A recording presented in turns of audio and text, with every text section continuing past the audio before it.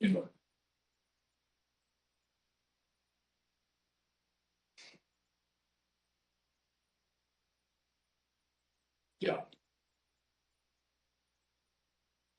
Let's pause on that last statement. Although Pat Cipollone is being careful about executive privilege, there really is no ambiguity about what he said. Almost everybody wanted President Trump to instruct the mob to disperse. President Trump refused.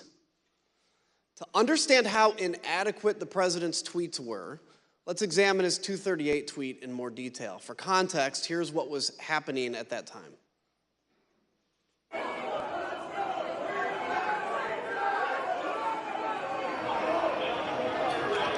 They broke the glass. Everybody stay down. Get down. Doors barricade. There's people flooded the hallways outside. We have no way out. We were just told that there has been tear gas in the rotunda, and we're being instructed to each of us get a gas mask.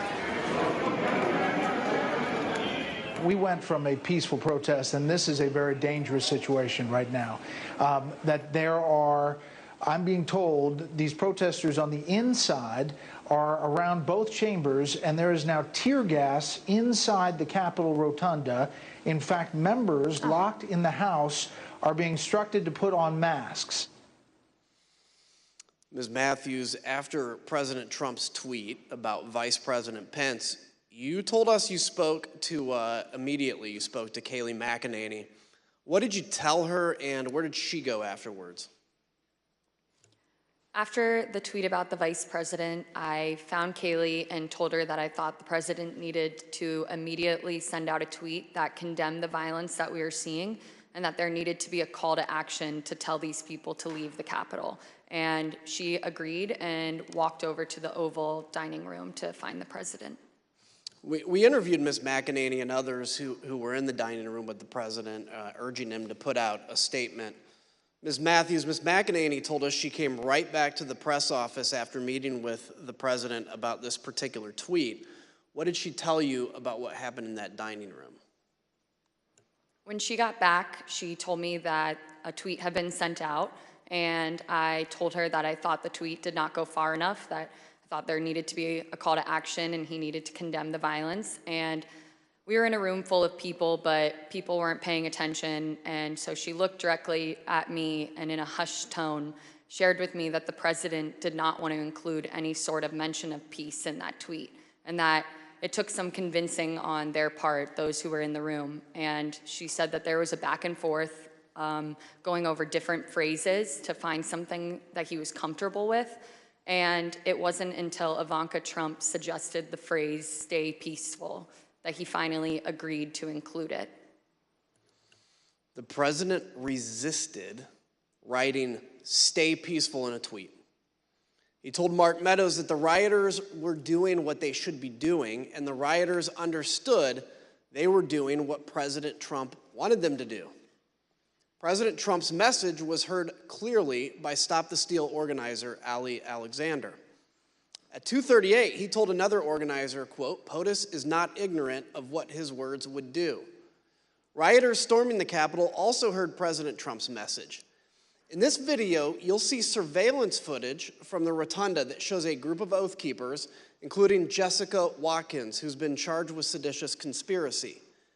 You'll hear her walkie-talkie communications with others as they share intelligence and communicate about President Trump's 238 tweet in real time. Again, we warn the audience that this clip also contains strong language. CNN just said that they evacuated all members of Congress into a safety room. There's no safe place in the United States for any of these motherfuckers right now, let me tell you. I hope they understand that we are not joking around. Military Principle 105. Military Principle 105. Cave means grave. Trump just tweeted, "Please support our Capitol Police. They are on our side. Do not harm them." That's saying a lot by what he didn't say. He didn't say not to do anything to the congressman. Well, he did not ask them to stand down. He just said, stand by the Capitol Police. They are on our side and they are good people. So it's getting real down there. I got it on TV and it's looking pretty friggin' radical to me. CNN said that Trump has egged this on, that he is egging it on, and that he is watching the country burn 2 weeks before he leaves office. He is not leaving office. I don't give a shit what they say. We are in the mezzanine. We are in the main dome right now. We are rocking it. They're throwing grenades. They're freaking shooting people with paintballs, but we're in here. Be safe, be safe. God bless and Godspeed, and keep going. Get it, Jess. Do your shit. This is what we fucking lived up for. Everything we fucking trained for. Took over the Capitol, overran the Capitol. We're in the fucking Capitol, bro. We've now seen how President Trump's supporters reacted to his tweets. Mr. Pottinger, you told us that you consider the tweets sent to this point to be, quote, wholly inadequate given the urgency of the crisis. What, in your view, would have been needed? Yeah, it was insufficient. I think what you could count me among those who was hoping to see an unequivocal, strong statement clearing out the Capitol, telling people to stand down, leave, go home. I think that's what we were hoping for. So something a lot more kind of definitive and not ambiguous, because he has that power over his folks. Ms. Matthews, you told us about a colleague who said during the attack that the president should not condemn the violence. Can you please tell us about that moment and your reaction? Yes, so a conversation started in the press office after the president sent out those 2 tweets that I deemed were insufficient. And a colleague suggested that the president shouldn't condemn the violence because they thought it would be, quote, handing a win to the media if he were to condemn his supporters. And I disagreed. I thought that we should condemn the violence and condemn it unequivocally. And I thought that he needed to include a call to action and to tell these people to go home. And a debate ensued over it. And I became visibly frustrated, and my colleagues were well aware of that. And I couldn't believe that we were arguing over this in the middle of the West Wing, talking about the politics of a tweet, being concerned with handing the media a win when we had just watched all of that violence unfold at the Capitol. And so I motioned up at the TV and I said, do you think it looks like we're effing winning? Because I don't think it does. And I again reiterated that I thought that the president needed to condemn the violence because it didn't matter if it was coming from the left or the right, that you should condemn violence 100% of the time. We've heard this evening how everyone in the president's orbit was pushing him to do more, to tell the mob to leave the Capitol. One of those people was Republican leader Kevin McCarthy. He managed to get the president on the phone and told him to call off his supporters. As you will hear, the president refused, and so Leader McCarthy reached out for help to Ivanka Trump, who was at the White House, and Jared Kushner, who that afternoon had just arrived back on a flight from the Middle East. So at some point in the afternoon, Mr. McCarthy placed a phone call to Mr. Scavino's desk line, and it was transferred to the president. Is that correct? That's generally what I recall. Okay. Were you involved in transferring that call? Yes. Okay. Where was the president at the time that he took that call? He was in the dining room. Would you personally reach out to the president for more support? I've already talked to the president. I called him.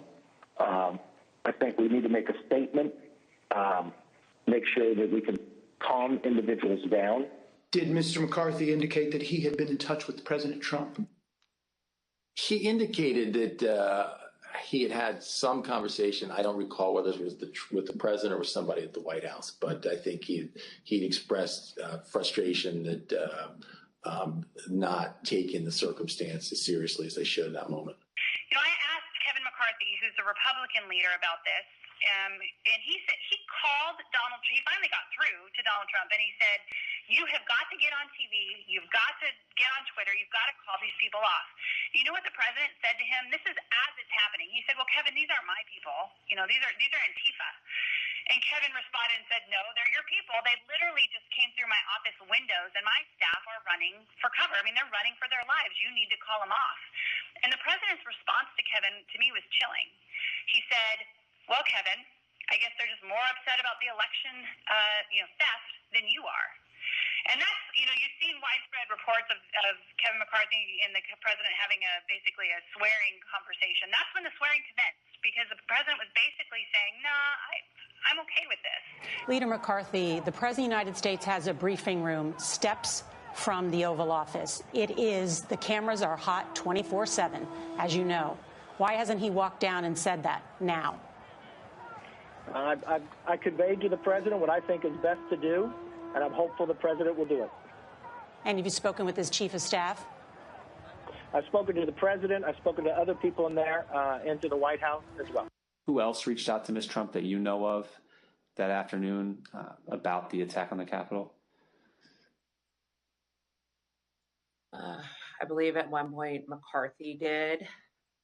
I heard my phone ringing, turned the shower off, saw it was Leader McCarthy, who I had a good relationship with. He told me he was getting really ugly over at the Capitol and said, please, anything you could do to help, I would appreciate it. I don't recall specific asks, just anything you could do. Again, I got the sense that, they were scared. They meaning Leader McCarthy and people on the Hill because of the violence? He was scared, yes. Think about that. Leader McCarthy, who was one of the president's strongest supporters, was scared and begging for help. President Trump turned him down. So he tried to call the president's children. Republican House member Mike Gallagher also implored the president to call off the attack. Mr. President, you have got to stop this. You are the only person who can call this off. Call it off. The election is over. Call it off. President-elect Joe Biden also went live on TV to demand that President Trump tell the mob to leave. I call on President Trump to go on national television now to fulfill his oath and defend the Constitution and demand an end to this siege. There was a desperate scramble for everyone to get President Trump to do anything. All this occurred, and the president still did not act. I yield to my friend from Virginia. Thank you, Mr. Kinzinger. President Trump finally relented to the pleas from his staff, his family, and from Capitol Hill for him to do something more at 4:17. 187 minutes, more than 3 hours after he stopped speaking at the ellipse. After he stopped speaking to a mob that he had sent armed to the Capitol. That's when he tweeted a video telling the rioters to go home, while also telling them that they were special and that he loved them. By that time, although, the violence was far from over. Law enforcement had started to turn the tide. Reinforcements were on the way, and elected officials were in secure locations. The writing was already on the wall. The rioters would not succeed. Here's what was showing on Fox News, the channel the president was watching all afternoon. Back to Brett Baer with more information now. Brett, what do you have? Our Pentagon team, Jen Griffin, Lucas Tomlinson, confirming the Defense Department has now mobilized the entire D.C. National Guard, 1,800 troops. Takes several hours, as I was mentioning before, to get them up and running. The Army Secretary Ron McCarthy is setting up a headquarters at the FBI. You just heard from David Spunt that the FBI is also sending troops to the Capitol. It's no coincidence, then, that President Trump finally gave in and went out to the Rose Garden at 4:03. His staff had prepared a script for him to read, but he refused to use it. As you can see on the screen, you can see the script is stamped "President has seen." The script said, quote, "I'm asking you to leave the capital region now and go home in a peaceful way." The president was urged to stick to this script, but he spoke off the cuff. Eric Hirschman and Nick Luna went with the president to film the message in the Rose Garden. Let's hear what they had to say and see the never-before-seen raw footage of the president recording this video message. Ultimately, these remarks that we're looking at here in Exhibit 25 were not the remarks that the president delivered in the Rose Garden. Do you know why the president decided not to use these? I don't know, sir. No, I do not know why. Did the president use any written remarks to your knowledge, or did he just go off the cuff? To my knowledge, it was off the cuff, sir. Good, Chase? When you're ready, sir. Yep, you'll be right behind me.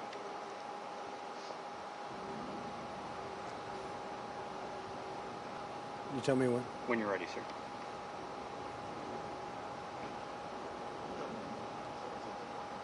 Who's behind me? He's gone around. We're all clear now. I know your pain. I know you're hurt. We had a election. Let me see. I know your pain. I know you're hurt. We had an election that was stolen from us. It was a landslide election, and everyone knows it, especially the other side. But you have to go home now. We have to have peace. We have to have law and order. We have to respect our great people in law and order. We don't want anybody hurt. It's a very tough period of time. There's never been a time like this where such a thing happened, where they could take it away from all of us, from me, from you, from our country. This was a fraudulent election, but we can't play into the hands of these people. We have to have peace. So go home. We love you. You're very special. You've seen what happens. You see the way others are treated that are so bad and so evil. I know how you feel. But go home and go home in peace. When I got there, basically the president just had finished filming the video, and I think he was basically retiring for the day. Was there any discussion about the president releasing a second video that day? Not that I recall. When he finished his video, I think everyone was like, day's over. People were pretty drained. Were pretty what? Drained. But we say day over. I mean, there were still people in the Capitol at that point, weren't there? There were people in the Capitol, but I believe by this stage, law enforcement, and I'd have to go back and look, but I believe law enforcement was either there or moving in or going to take charge. I just say people were emotionally drained by the time that videotape was done. Emotionally drained? At the White House? Here's what was happening at the same time at the Capitol. We warned the audience that this clip also contains strong language and violence. Hey, keep pushing, don't lose the momentum.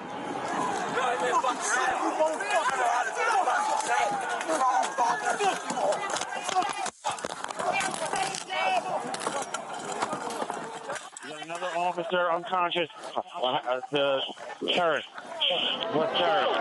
Everybody, we need gas masks. We need weapons. We need strong, angry patriots to help our boys. They don't want to leave.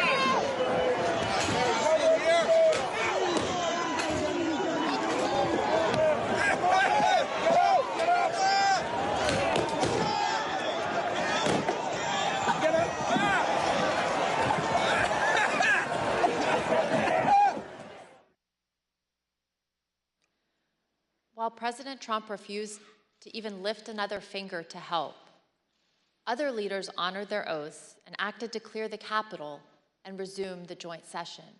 For instance, here are never-before-seen photos and video of congressional leaders in action during the attack. The video is a portion of a call they had at approximately 4:45 with Acting Secretary of Defense, Chris Miller. We're not going to let these people keep us from finishing our business. So we need you to get the building cleared, give us the okay so we can go back in session and finish up the people's business as soon as possible. Mr. Secretary, it's Senator Schumer. Some people here in the Capitol Police believe it would take us several days to secure the building. Do you agree with that analysis? I'm not on the ground, but I do not agree with that analysis. So what is the earliest that we could safely resume our proceedings in the Senate and House chambers? The earliest we could safely resume?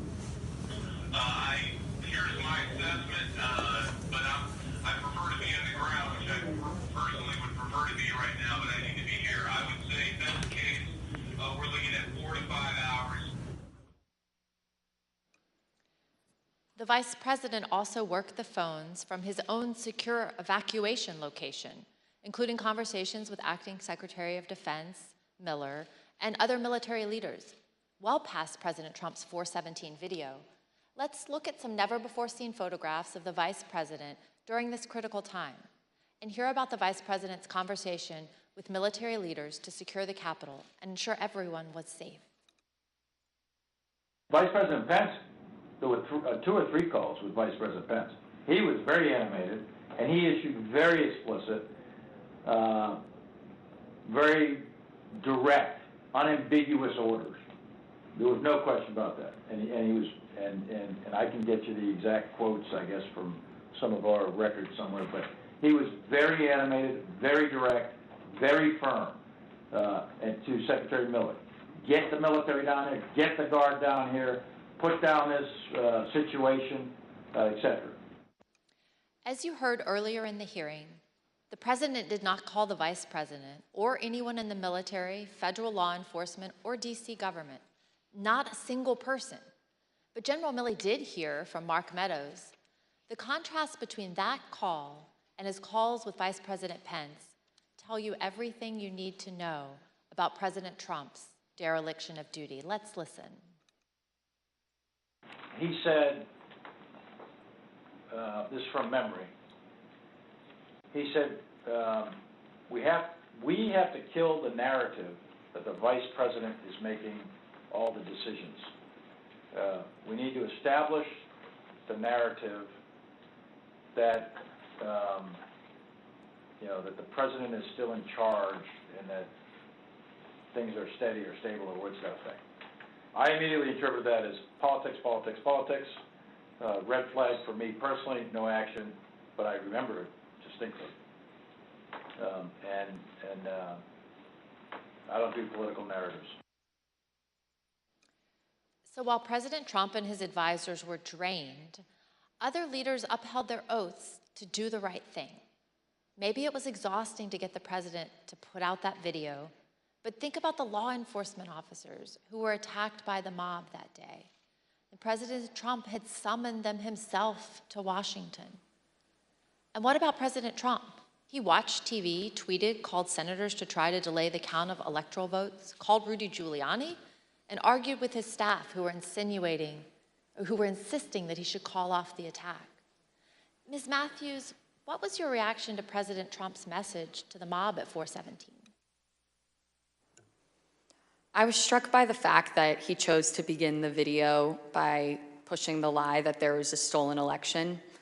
And as the video went on, I felt a small sense of relief because he finally told these people to go home. But that was immediately followed up by him saying, "We love you, you're very special." And that was disturbing to me because he didn't distinguish between those that peacefully attended his speech earlier that day and those that we watched cause violence at the Capitol. Instead, he told the people who we had just watched storm our nation's Capitol with the intent on overthrowing our democracy, violently attack police officers, and chant heinous things like "Hang Mike Pence, we love you, you're very special." And as a spokesperson for him, I knew that I would be asked to defend that. And to me, his refusal to act and call off the mob that day and his refusal to condemn the violence was indefensible. And so I knew that I would be resigning that evening. And so I finished out the workday, went home and called my loved ones to tell them of my decision. and resigned that evening. Thank you. Indefensible. Let's hear what some of your colleagues in the press office told us about their reaction to this same 417 message. I felt like it was the absolute bare minimum of what could have been said at that point for something on camera. What else do you think should have been said?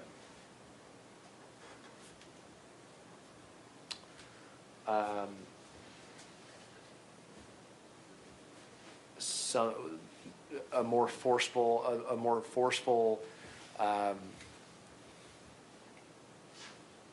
dismissal of the violence, a more forceful command to go home, a more forceful respect for law enforcement, even a comparison to the respect that we have given law enforcement as it relates to what was done to them in the prior summer. And I thought it was important that an acknowledgement be given to the U.S. Capitol building itself, what it's a symbol of, what it means, not only to the people that work there, but to the American people generally, and the work of Congress that by law needed to be conducted that day. Do you wish, in hindsight, that the president had asked the protesters to leave the Capitol earlier than he ended up asking them to do that? Of course, I would love if the go home message would have happened earlier in the day. The president's words matter. We know that many of the rioters were listening to President Trump. We heard from one last week, Stephen Ayers. Let's listen to what he had to say about the 417 message from the president and see how rioters reacted to the president's message in real time. Well, when we were there, as soon as that come out, everybody started talking about it, and it seemed like it started to disperse, some of the crowd. I'm here delivering the president's message. Donald Trump has asked everybody to go home. That's our order.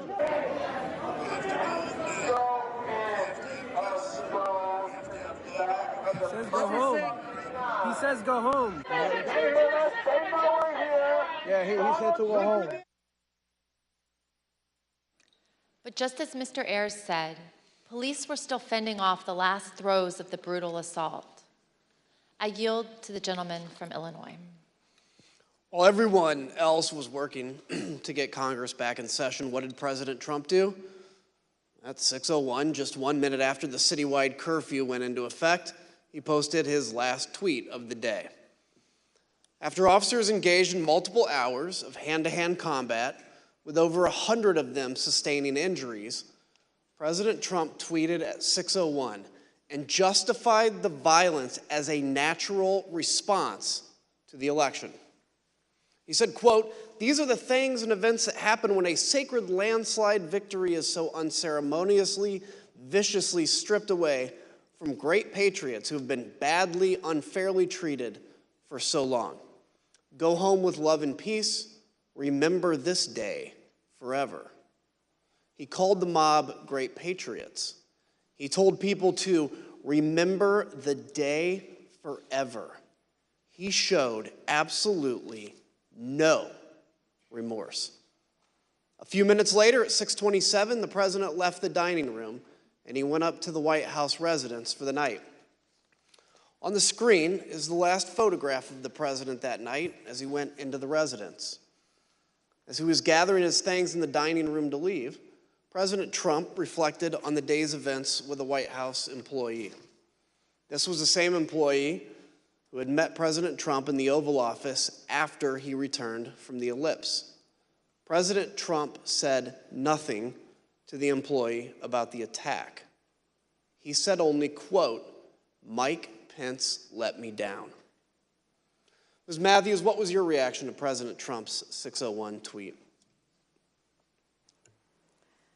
At that point, I had already made the decision to resign, and this tweet just further cemented my decision.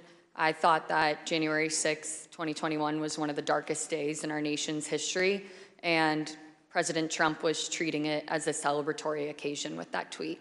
And so it just further cemented my decision to resign. Others agreed with your assessment of that tweet. Let's look at what they had to say. Who asked you about this tweet before it was sent? The president. Tell us about that conversation and everything that you said and he said, to the best of your recollection. Sure. So he said, "What do you think of this?" And I believe I saw the text message or on his phone. And I remember saying to him, the wording on the first sentence, I guess it's one long sentence, but the wording on the first sentence would lead some to believe that potentially he had something to do with the events that happened at the Capitol. What did he say? I don't recall him saying anything in response to that. I believe that was the end of the conversation. Did he change anything in light of your comments? No, sir, he did not. And what about this made you think that someone might perceive the president having a role in the violence at the Capitol? It was my interpretation of the words. I mean, I'm not I don't write speeches or anything, but the phrase, "these are the things that happened," to me sounded as if culpability was associated with it, to me. I don't think it's a patriotic act to attack the Capitol, but I have no idea how to characterize the people other than they trespassed, destroyed property, and assaulted the U.S. Capitol. I think calling them patriots is, let's say, a stretch, to say the least. Is that all it is, a stretch, or just flatly wrong? I don't think it's a patriotic act to attack the U.S. Capitol. Would you call it unpatriotic? Criminal? Unpatriotic? Sure. What happened at the Capitol cannot be justified in any form or fashion. It was wrong and it was tragic, and it was a terrible day. It was a terrible day for this country. I thought it was inappropriate. Why? To my mind, it was a day that should be remembered in infamy. That wasn't the tenor of this tweet. Despite the violence of the day, the effort to delay the certification continued. That evening, Rudy Giuliani called several of President Trump's closest political allies in the hour before the joint session resumed. Representative Jim Jordan and Senators Marsha Blackburn, Tommy Tuberville, Bill Hagerty, Lindsey Graham, Josh Hawley, and Ted Cruz. We know why Mr. Giuliani was calling them, because at 7:02, he left a voicemail for Senator Tuberville, which later became public. Let's listen to just the start of it. Senator Tuberville, or I should say Coach Tuberville, this is Rudy Giuliani, President's lawyer.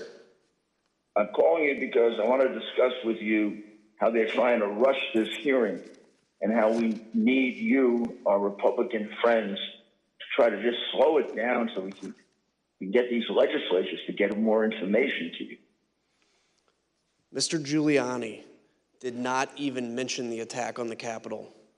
Instead, he was pushing on behalf of President Trump to get members of Congress to further delay the certification.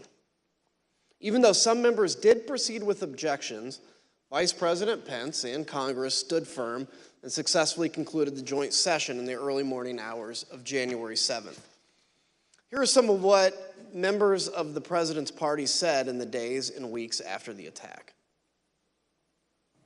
There's no question, none, that President Trump is practically and morally responsible for provoking the events of the day. No question about it. The people who stormed this building believed they were acting on the wishes and instructions of their president. And having that belief was a foreseeable consequence of the growing crescendo of false statements, conspiracy theories, and reckless hyperbole, which the defeated president kept shouting into the largest megaphone on planet Earth. The violence Destruction and chaos we saw earlier was unacceptable, undemocratic, and un-American. It was the saddest day I've ever had as serving as a member of this institution. Madam Speaker, today the People's House was attacked, which is an attack on the Republic itself. There is no excuse for it. A woman died, and people need to go to jail. And the president should never have spun up certain Americans to believe something that simply cannot be. Well, after 3 a.m, Congress certified the 2020 election results. Soon after, this statement by President Trump was posted on Dan Scavino's Twitter account because the president's account by now had been suspended. As you can see, President Trump stuck with his big lie that the election was stolen. But he did say there would be an orderly transition. We learned, though, that the statement was not necessarily his idea. Jason Miller, a campaign advisor, told us that after the joint session started, he heard nothing from President Trump or the White House about assuring the nation that the transfer of power would take place. So Mr. Miller took it upon himself to draft the statement and call the president at 9:23 that night to convince him to put it out. Let's listen to what he had to say about the call. Did he disagree with something that you had put in the statement, some particular word or phrase that he did not want included? I'd say just he wanted to say peaceful transition, and I said that ship's kind of already sailed, so we're going to say orderly transition. That was about the extent of disagreement or pushback from the conversation. The last person President Trump spoke to by phone that night was Johnny McEntee, his head of personnel. Mr. McEntee told us that they talked about the events of the day and the multiple resignation by administration officials. The decision whether to resign was one that weighed heavily on people in the administration. On the one hand, people like Mr. Pottinger and Ms. Matthews here, as proud as they were to have served, refused to be associated with President Trump's dereliction of duty. But others were sincerely worried that leaving President Trump to his own devices would put the country at continued risk. Listen to what we heard about that tension from Pat Cipollone, from General Mark Milley, and Eugene Scalia, who was the Secretary of Labor. And then after that, some people were resigning, obviously, over January 6th. We know who they were. Did I consider it? Yes. Did I do it? No. Concerned about is if people in the counsel's office left, who would replace me? And I had some concerns that it might be somebody who, had been giving bad advice. On the morning of the 7th, the decision I arrived at was that the most constructive thing I could think of was to seek a meeting of the cabinet. I thought that trying to work within the administration to steady the ship was likely to have greater value than simply resigning. After which point I would have been powerless to really affect things with the administration.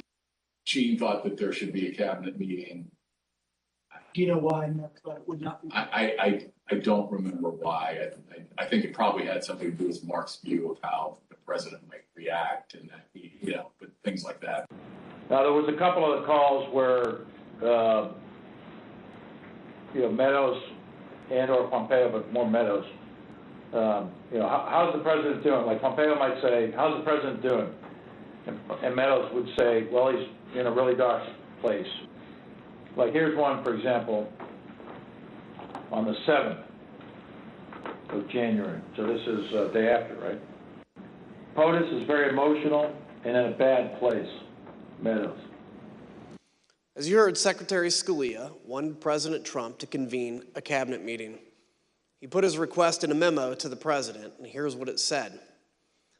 You can see that Secretary Scalia recommended that the president, quote, no longer publicly question the election results. After Wednesday, no one can deny this is harmful. Secretary Scalia also highlighted the importance of the public knowing the president would invoke his cabinet in decision-making and not, quote, certain private individuals. Though Secretary Scalia did not say it, he was referring to Rudy Giuliani and the rest of the so-called clown car working with President Trump to try to overturn the election. Secretary Scalia understood that the president needed to do more to reassure the public about the last few weeks of the Trump administration. Mr. Pottinger, when you made the decision to resign, did you walk out of the White House immediately? No, I wanted to first talk to my immediate boss, that was the National Security Advisor, Robert O'Brien. Robert O'Brien was traveling on the 6th. I reached him at about 4:30 p.m. And told him that I was submitting my resignation. He accepted the resignation, but he also asked whether I could stay until he could get back to the White House. And I agreed to that. We both wanted to make sure that I was leaving in a responsible way. We still have foreign adversaries to worry about, you know, hackers, terrorists, nation states.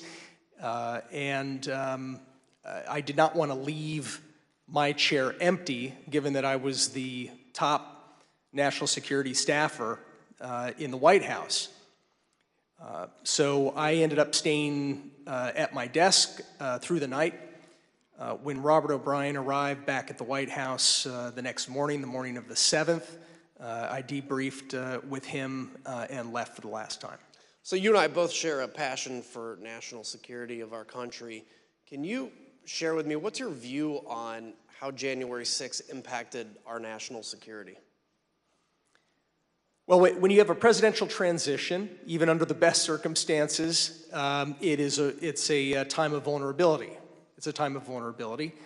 And when you have a contested election, I was certainly concerned that some of our adversaries would be tempted to probe or test U.S. resolve. As an example, in late December, the Iranian government attacked the U.S. Embassy in Baghdad. They did that using some of their terrorist proxies. President Trump did handle that. He sent a very clear warning to the Ayatollah and his regime, which I think had a useful effect. I think that we would have handled other threats of that nature, and luckily no other threats materialized before the inauguration on the 20th. But our national security was harmed in a different way by the 6th of January, and that is that it, I think it emboldened our enemies by helping give them ammunition to feed a narrative that our system of government doesn't work, that the United States is in decline. China, the Putin regime in Russia, Tehran, they're fond of pushing those kinds of narratives. And by the way, they're wrong. We've been hearing for the entirety of U.S. history from kings and despots that the United States is in decline, and those kings and despots have been proven wrong every single time. But nonetheless, January 6th helped feed a perception that I think emboldens our adversaries. The other part I think is simply our allies. I heard from a lot of friends in Europe, in Asia, allies, close friends, and supporters of the United States that they were concerned about the health of our democracy. And so I think it's incumbent upon us to put their minds at ease, to put our own hearts at ease by investigating what happened on the 6th and making sure that it never happens again. Look, I've always said democracies are not defined by bad days. They're defined by how they recover from those bad days. And that's what we're doing here, is to bring accountability to that so we can actually come back even stronger than when we went into January 6th. Ms. Matthews, as you left the White House for the last time that night, January 6th, what did you think Americans needed to hear from President Trump? I think that the American people needed to hear and see him publicly commit to a peaceful or at least orderly transition of power. In the aftermath of the Capitol attack, it wasn't just enough for us to ask him to condemn the violence. He needed to agree that he would peacefully transfer power over to the incoming administration, because that's one of our fundamentals and what it means to live in a democracy. And so that evening when I resigned, the resignation statement that I drafted, I referenced this and I said our nation needs a peaceful transfer of power, in hopes that it would put some sort of public pressure on the White House and President Trump to publicly agree to an orderly transition. Thank you. I yield to my friend from Virginia. Thank you, Mr. Kinzinger. The staff who remained at the White House on the morning of January 7th knew the president needed to address the nation again, and they had a speech prepared for him that morning, but he refused for hours to give it. As you heard Cassidy Hutchins testify previously, President Trump finally agreed to record an address to the nation later that evening, the evening of January 7th, because of concerns he might be removed from power under the 25th Amendment or by impeachment. We know these threats were real. Sean Hannity said so himself in a text message that day to Press Secretary Kayleigh McEnany. He wrote, "No more stolen election talk. Yes, impeachment and 25th Amendment are real." We obtained the never-before-seen raw footage of the president recording his address to the nation that day on January 7th, more than 24 hours after the last time he had addressed the nation from the Rose Garden. Let's take a look. Whenever you're ready, sir.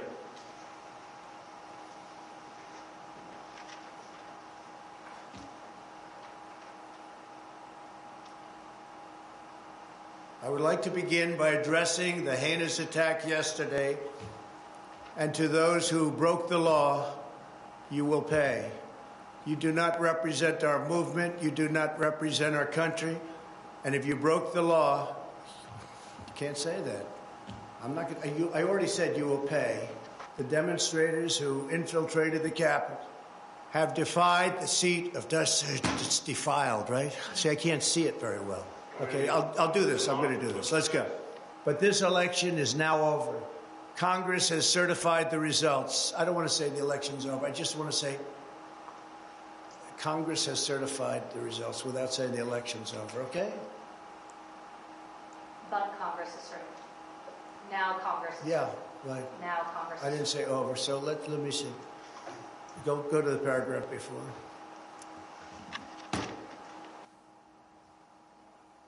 Okay? I would like to begin by addressing the heinous attack yesterday. Yesterday is a hard word for me. Just take it out. The heinous attack. Ah, good. Take the word yesterday, because it doesn't work with the heinous attack on our country. Say on our country. Want to say that? No, keep it. My only goal was to ensure the integrity of the vote. My only goal was to ensure the integrity of the vote. On January 7th, one day after he incited an insurrection based on a lie, President Trump still could not say that the election was over. Mr. Pottinger, you've taken the oath multiple times in the Marines and as an official in the executive branch. Can you please share with us your view about the oath of office and how that translates into accepting election results and a transfer of power? Sure.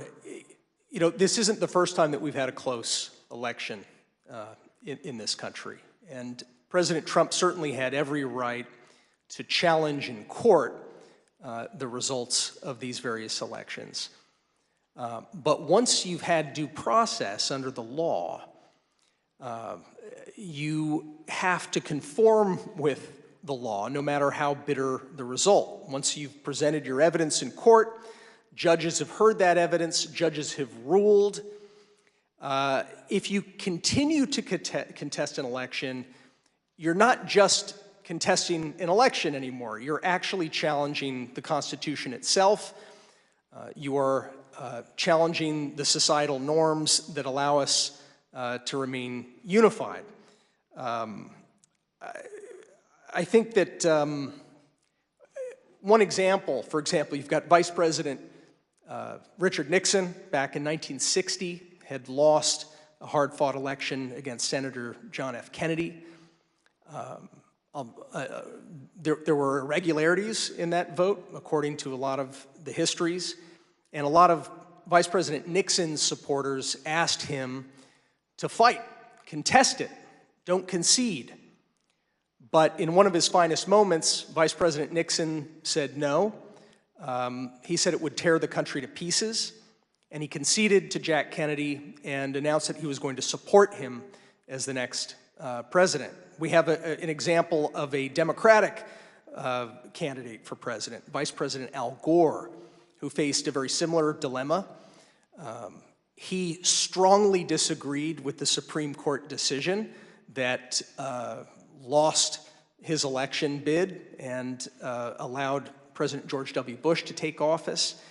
But he gave a speech of concession in late December, mid or late December of 2000, where he said, this is for the sake of the unity of us as a people and for the strength of our democracy.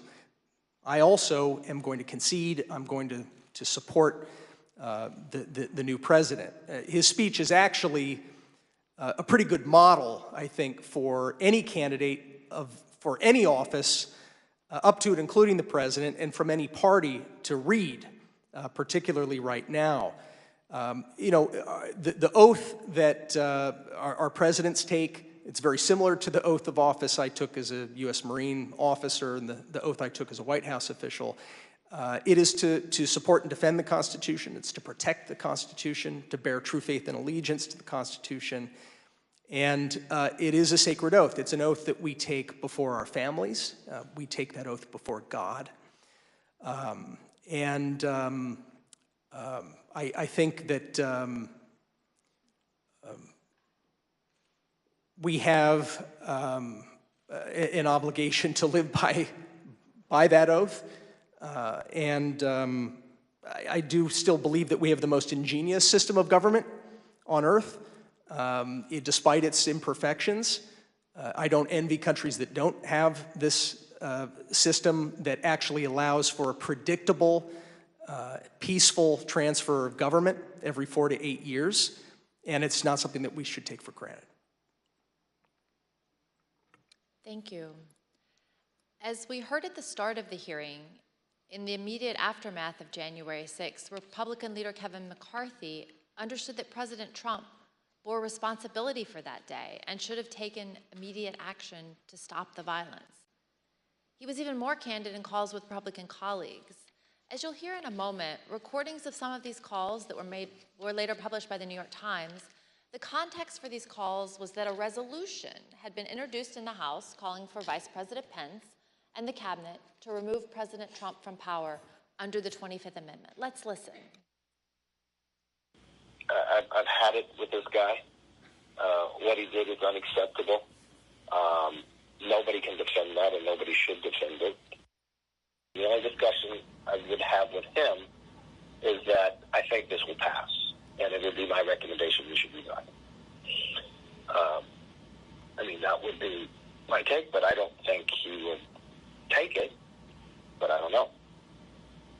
But let me be very clear to all of you, and I've been very clear to the president. He bears responsibilities for his words and actions. No ifs, ands, or buts. I asked him personally today, does he hold responsibility for what happened? Does he feel bad about what happened? He told me he does have some responsibility for what happened.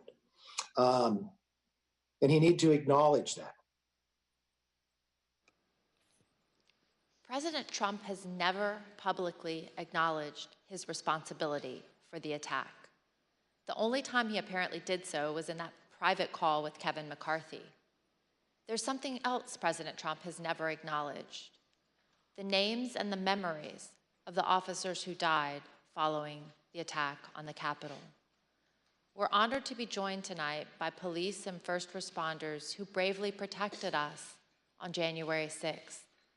your character and courage give us hope that democracy can and should prevail, even in the face of a violent insurrection. We on this dais can never thank you enough for what you did to protect our democracy. On January 9th, two of President Trump's top campaign officials texted each other about the president's glaring silence on the tragic death of Capitol Police Officer Brian Sicknick, who succumbed to his injuries the night of January 7th. These campaign officials were Tim Murtaugh, Trump's director of communications, and one of his deputies, Matthew Walking. Their job was to convince people to vote for President Trump, so they knew his heart, his mind, and his voice as well as anyone, and they knew how he connects with his supporters. Here's what they had to say about their boss. Murtaugh said, "Also shitty not to have acknowledged the death of the Capitol Police officer." Walking responded, "That's enraging to me. Everything he said about supporting law enforcement was a lie." To which Murtaugh replied, "You know what this is, of course? If he acknowledged the dead cop, he'd be implicitly faulting the mob. And he won't do that because they're his people. And he would also be close to acknowledging that what he lit at the rally got out of control. No way he acknowledges something that could ultimately be called his fault. No way." President Trump did not then and does not now have the character or courage to say to the American people what his own people know to be true. He is responsible for the attack on the Capitol on January 6th. Thank you, and I yield to the gentleman from Illinois. Thank you, Ms. Loria. Tonight's testimony and evidence is as sobering as it is straightforward. Within minutes of stepping off the ellipse stage, Donald Trump knew about the violent attack on the Capitol. From the comfort of his dining room, he watched on TV as the attack escalated. He sent tweets that inflamed and expressed support for the desire of some to literally kill Vice President Mike Pence. For 3 hours, he refused to call off the attack. Donald Trump refused to take the urgent advice he received that day. Not from his political opponents or from the liberal media, but from his own family, his own friends, his own staff, and his own advisors. In the midst of an attack, when there was no time for politics, the people closest to Trump told him the truth. It was his supporters attacking the Capitol, and he alone could get through to them. So they pled for him to act, to place his country above himself. Still, he refused to lead and to meet the moment to honor his oath. It was only once the vice president and the members of Congress were in secure locations and the officers defending the Capitol began to turn the tide that then President Trump engaged in the political theater of telling the mob to go home. And even then, he told them all they were special and that he loved them. Whatever your politics, whatever you think about the outcome of the election, we as Americans must all agree on this. Donald Trump's conduct on January 6th was a supreme violation of his oath of office and a complete dereliction of his duty to our nation. It is a stain on our history. It is a dishonor to all those who have sacrificed and died in service of our democracy. When we present our full findings, we will recommend changes to laws and policies to guard against another January 6th. The reason that's imperative is that the forces Donald Trump ignited that day have not gone away. The militant, intolerant ideologies, the militias, the alienation and the disaffection, the weird fantasies and disinformation. They're all still out there, ready to go. That's the elephant in the room. But if January 6th has reminded us of anything, I pray it has reminded us of this. Laws are just words on paper. They mean nothing without public servants dedicated to the rule of law and who are held accountable by a public that believes oaths matter more than party tribalism or the cheap thrill of scoring political points. We, the people, must demand more of our politicians and ourselves. Oaths matter. Character matters. Truth matters. If we do not renew our faith and commitment to these principles, this great experiment of ours, our shining beacon on a hill, will not endure. I yield to the gentlewoman from Virginia. Thank you, Mr. Kinzinger. Throughout our hearings, we've provided many facts and painted a vivid picture of the events of January 6th. The violence, the human toll, both emotional and physical, including the tragic loss of life. The threats to our Constitution, the rule of law, and the danger to this nation, a nation we all love as Americans. In tonight's hearing, we've gone into great detail about the events inside the White House on January 6th.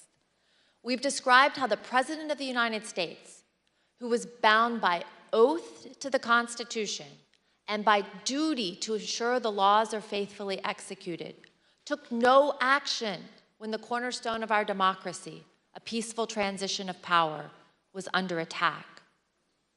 But it's more than that.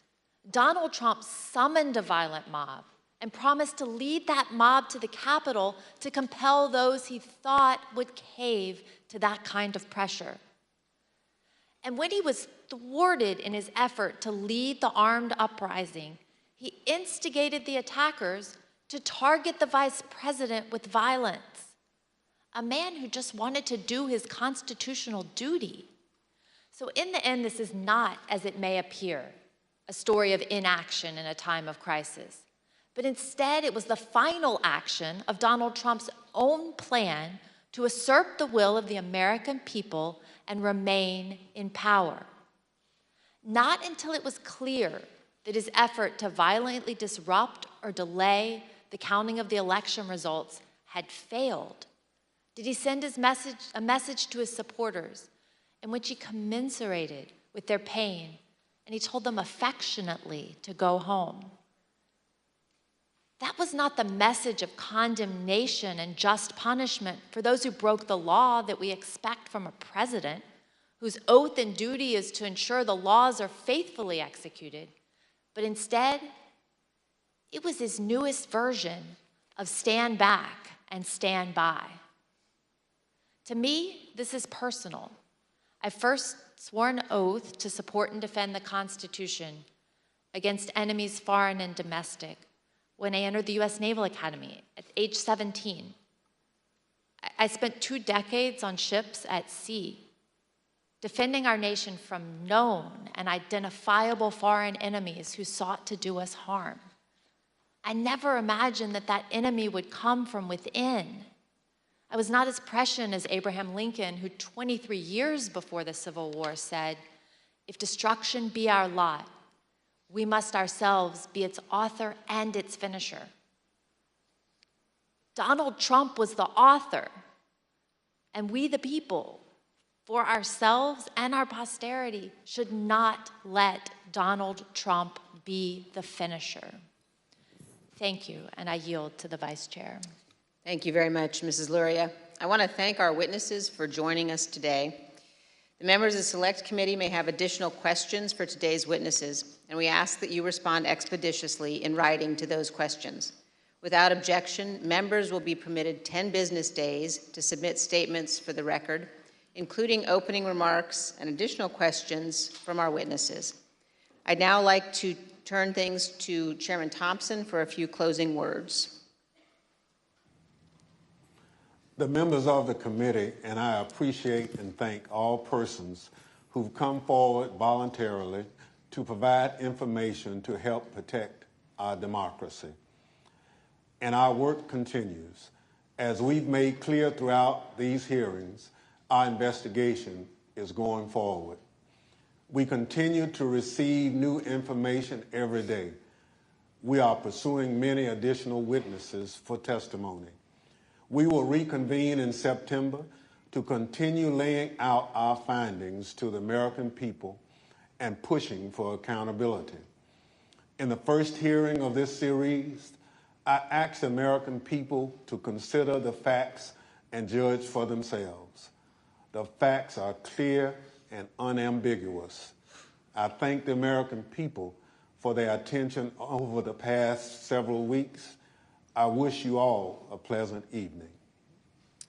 And let me again thank our witnesses today.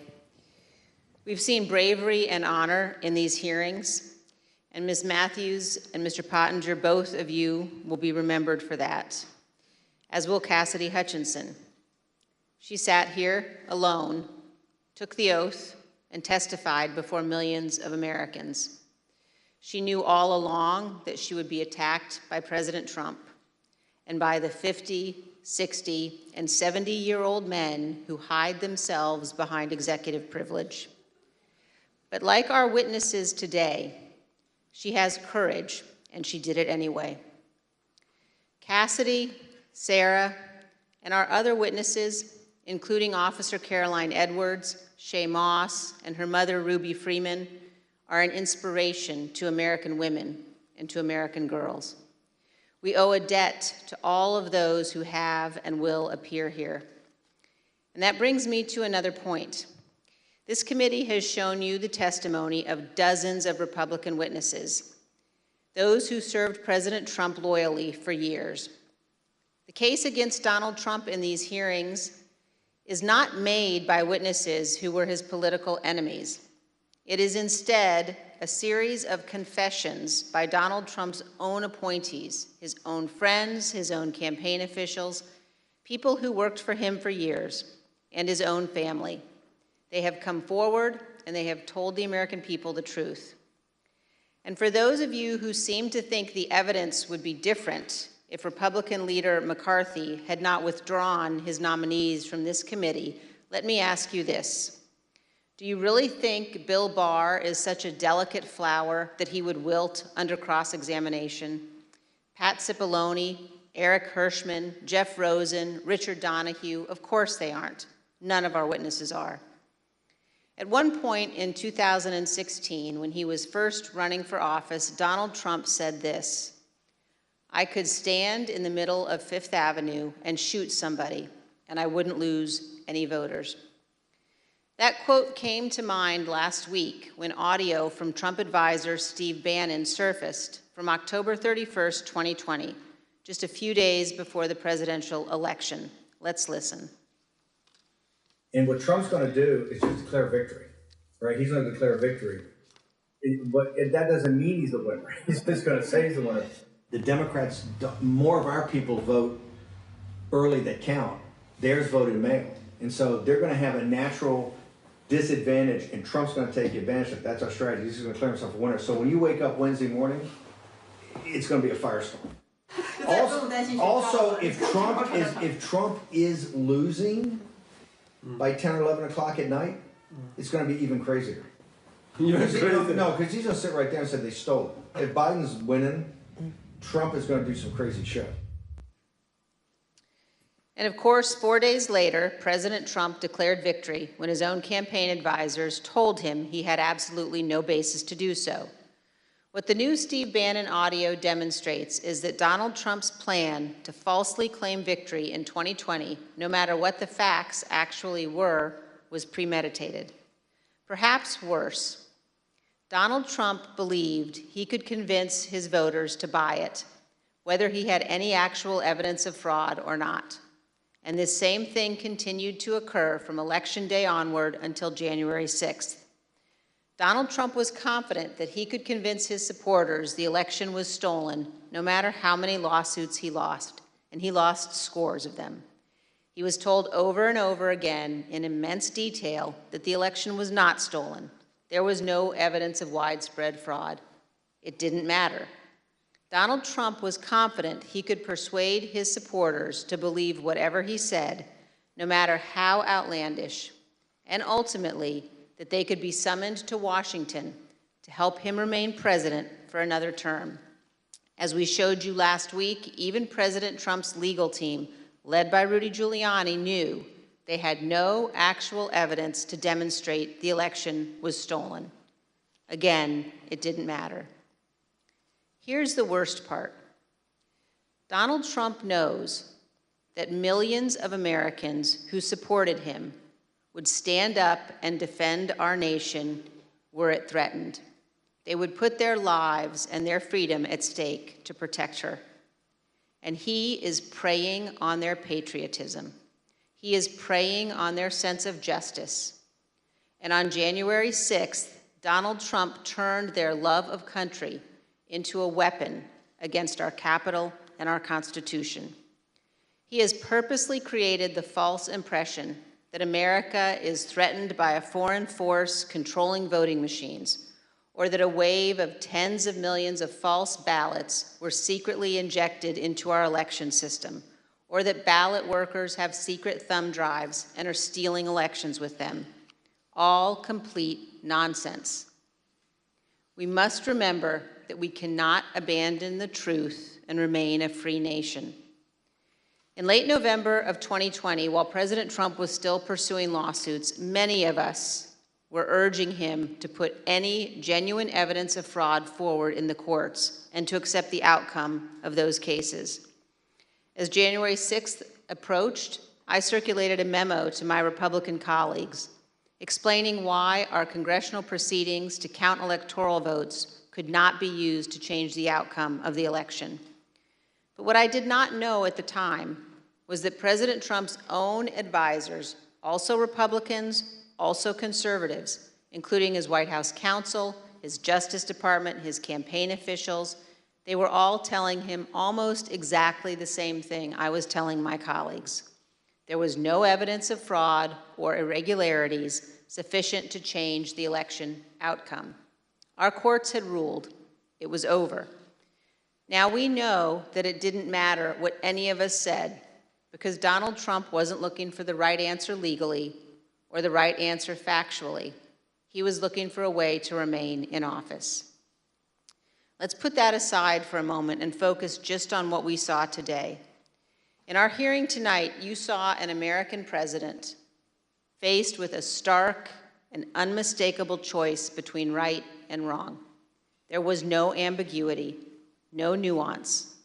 Donald Trump made a purposeful choice to violate his oath of office, to ignore the ongoing violence against law enforcement, to threaten our constitutional order. There is no way to excuse that behavior. It was indefensible. And every American must consider this. Can a president who is willing to make the choices Donald Trump made during the violence of January 6th ever be trusted with any position of authority in our great nation again?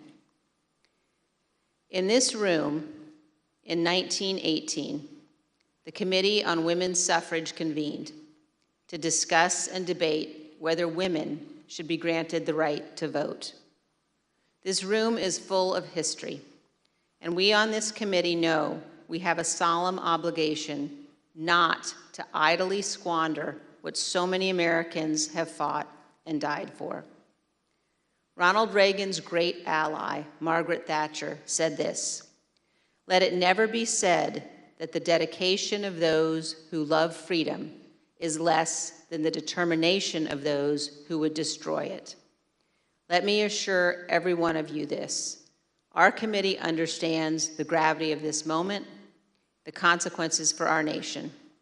We have much work yet to do, and we will see you all in September. I request those in the hearing room remain seated until the Capitol Police have escorted witnesses and members from the room. Without objection, the committee stands adjourned.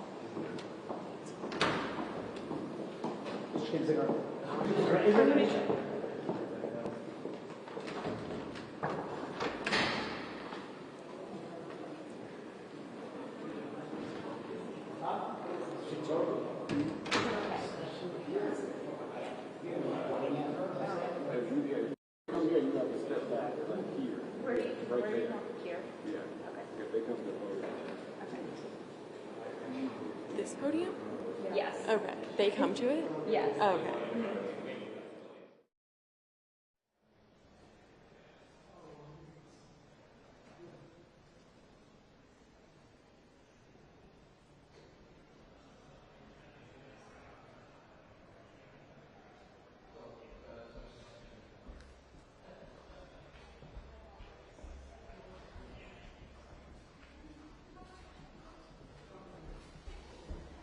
During that former president Trump.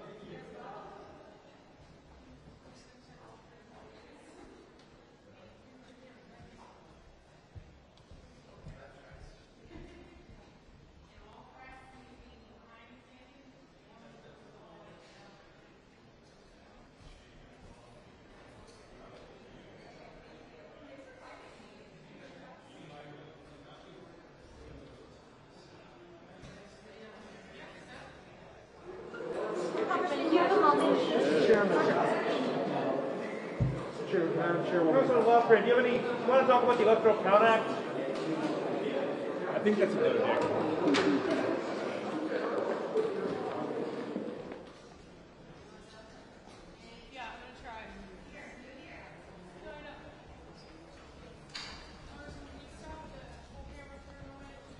I want to hear more about your what you believe the committee needs to hear more from Secret Service. The committee mentioned that they're going to be asking further questions now that many of the Secret Service agents are lawyered up. What now that you have those initial batch of documents, where things stand. The evidence that comes in, and then how we decide to, make it coherent. What's the plan over August? You're getting way ahead of us. We're there's certainly a number of significant leads to fill in details that have come in, and we're going to pursue those. We're going to figure out this whole mystery with the Secret Service text. But we solved a mystery tonight, I would say. I mean, Sherlock Holmes had the story where the dog that didn't bark was the key to solving the case, and here was the president who didn't act, and that was the key to solving this case. It's like a security guard in a bank who does nothing to stop a robbery of the bank, and then you learn that he knows all the robbers, and he helped to form them into a group, and he knew they were armed, and he waved them in, and the whole thing comes together. So, we had the constitutional indictment and trial of Trump in the Senate, which ended with a 57-43 vote. And this is like, I was thinking about it tonight, kind of a moral trial of the president where the whole country just gets to use their common sense and figure out what happened. And there can be no question that Donald Trump was at the absolute center of the conspiracy to overthrow the election and to assault our democracy. He did that. And whether there will be a legal trial, that's not up to us. That's up to the Department of Justice and other prosecutors in the land. But we're going to complete our investigation. What did you think about?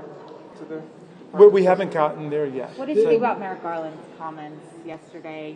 Saying no one is above the law and they're closely watching what you guys are doing, but obviously they're continuing their own investigation. Well, I appreciated his comments. What was interesting to me about it was that he's been saying the exact same thing for months, but I think it had a different resonance for the public when he said it, because the public has seen all of the evidence surface in our hearings. So when he says no one is above the law, people are thinking, okay, the Department of Justice is taking it seriously, and well, they should.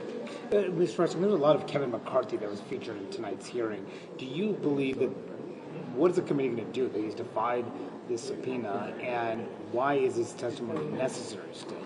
Well, Kevin McCarthy was a key witness to these events. He was the lead Republican in the House where all of the action was, and so he was desperately trying to get the president to act, and that conversation was enormously revealing, where he says, these are your people, Mr. President, and then Trump's response was, well, maybe they just care more about election theft than you do. In other words, Trump knew exactly what was going on with his mob, and he supported them. So, that to me was the dramatic importance of having him in here in that way. So what are you going to do that he continues to defy that subpoena?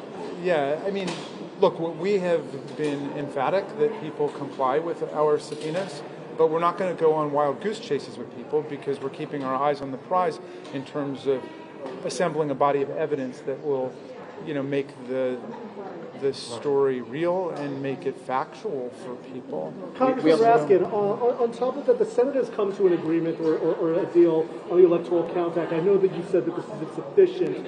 Are you, does that still stand, or what are your thoughts on a potential to reform the Electoral Count Act to prevent some of this happening? Here's my take on it, and we'll have a lot of time to get into this, but my feeling is that reforming the Electoral Count Act is necessary, but it is not sufficient. If all our committee did was to come out and say that the Vice President of the United States doesn't have the power to unilaterally nullify Electoral College votes, which no serious person ever believed, and only Donald Trump was arguing, then we obviously will not have done enough to fortify our institutions. So there's a lot more to do because there has been an onslaught against democracy, not just on the January 6th joint session of Congress, but we saw it take place at the state level. We've seen it with attacks on voter rights. We've seen it in efforts to overthrow the decisions of election boards, and now to impose political decisions over election boards. So there's a lot going on, and we have to use this as a moment to be very serious about the attacks on democracy. Congressman, can I ask you something about the pipe bombs? Is that something that the committee is learning any information about, or is that something that you guys are leaving entirely to law enforcement? Because we still don't know who laid those pipe bombs. as far as I understand, and this is not something I've specifically been working on, but as far as I understand, those remain unsolved crimes, and so we don't have any further information about them. But any evidence or information we get, we will consider to be part of our investigation too. I'm not aware of any, but I know it's something that is obviously of Congressman interest. Raskin, you guys showed outtakes of the January 7th video today, but we've heard that there's, more than an hour long of outtakes. Why did you specifically choose to show just a few seconds of it? I think that question best goes to Ms. Luria and Mr. Kinzinger, who did such a great job tonight pulling everything together. I would ask them about how all of those, decisions were made. Because again, I know just from the hearing that I did last week, it's very difficult. I had about 8 or 9 hours of things I wanted to use, and we had to get it down to 2 hours. What do you think of the missing? The president was not willing to say the election is over. What does that say? That even after the riot, there was still this unwillingness to admit it, and there was even an unwillingness to say peaceful in the tweet. Well, we can go further than that. If the newspapers today are to be believed, the president still wants Wisconsin to say that the election is not over and is still looking for a way to reopen it. So to this day, he does not accept the outcome of the election, and he is trying to make that fiction a litmus test for participation in the Republican Party. He wants everyone to accept the big lie. I hope that these hearings have completely and once and for all demolished the big lie. And if not, we see that he's really trying to operate a political party like a religious cult. On the missing Secret Service texts, what do you infer from these missing texts? Do you think the Secret Service might have been involved in trying to cover up what happened here? Were they involved in this effort to overturn the election? What is your understanding? I don't know what it means. I'm not committing to any conclusion other than to say it's a very unusual and striking sequence of events, and we have learned strange things, and we want to get to the bottom of it, and we will get to the bottom of it. We heard new information, Congressman, we heard new information about Trump's calls to senators during the Capitol riot. Is the committee going to try to solicit testimony from any members of the Senate? I don't know the answer to that question, and you're raising a difficult question of about bicameralism and the relationship between the two chambers within Congress, and so it relates to that. And obviously we've encouraged everyone to come forward, but beyond that, I just can't say. Have there been discussions about the legality of that, or just requesting voluntary testimony? Would that violate any norms or statutes? Yeah, that's all I really want to say about that at this point. Congressman, what comes next, and sort of what do you think that the American people kind of need to get out of the September hearings? Yeah, let me just say that we have not announced September hearings yet. We've not announced any new hearings yet. But we are continuing both on the investigative path, but now also on the path of legislative recommendations, which is part of our mandate under House Resolution 503. So, I can bet you that there will be other hearings in the future, but we're not saying when, and we're not saying exactly what the subjects of them are. And we have a lot of work to do over the month of August. So stay tuned. Secret Service text. You guys did receive one text. Could you tell? Has that been helpful or enlightening in any way? I don't really remember it. I can't say I really remember it, and we have to assume. As you can see from the abundant texts that were flying around that day, and as all of you know who were here, there was a lot of texting going on. It just defies belief to think that there was just one text that took place within the Secret Service on that day. We will get to the bottom of it, and I can't remember if there was much evidentiary mileage in that one text. Tell me when we have to go. Do you think, I mean, sorry, in 2 minutes. These Republican members who have defied the subpoena, should they be, in your view, should the committee move forward and try to hold them in contempt? Well, the speech or debate clause says that members of Congress, in doing their work, cannot be held to legal account outside of Congress itself. Now, there's a question of, what people's work is and what is covered, within the ambit of the speech or debate clause. But I would say that if there are going to be any effective remedies in a situation like this, and let's hope this remains a once in every 240 years kind of event. But in a situation like this, I would hope that remedies would be found within Congress itself. It sounds like you've reached your end of your rope, essentially. Well, but we haven't made a decision as a committee about this, but I'm giving you my opinion. I don't know that Congress can take a member of Congress to court under the speech or debate clause. Obviously, we've never been in this situation before, but our point here is not to come up with, a dozen new dazzling theories to end up in a lot of wild goose chases all over the land. Our point is to bring back a report to the American people and to Congress about what happened to us. We would hope that everybody would do their patriotic duty, as tonight's witnesses did, as Cassidy Hutchinson did, as the vast majority of people have done, and come forward and tell us what they know. And we can see how edifying that is and how educational it is for the people. I mean, that is a wonderful statement about democracy, that people have that sense of citizenship and commitment to the common mission of society, that we're willing to come forward and tell the truth. Some people don't, and they're going to have to deal with that in their own way. What do you make of the fact that so many of the people who've been willing to come and testify are relatively young staffers, when so many of the old, like I guess you could say the old hands or the older men have not been willing to come and testify or speak or even speak before this committee? Well, it tells me we need a lot more young people in politics and in government.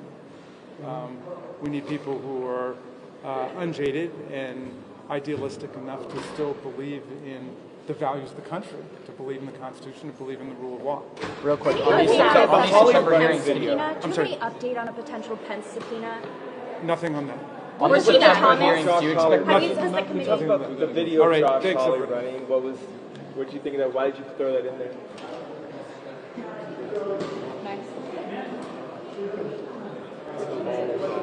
He's on the other side.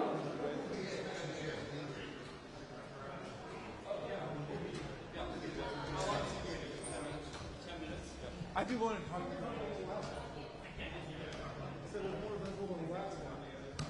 Yeah, I watched the last one.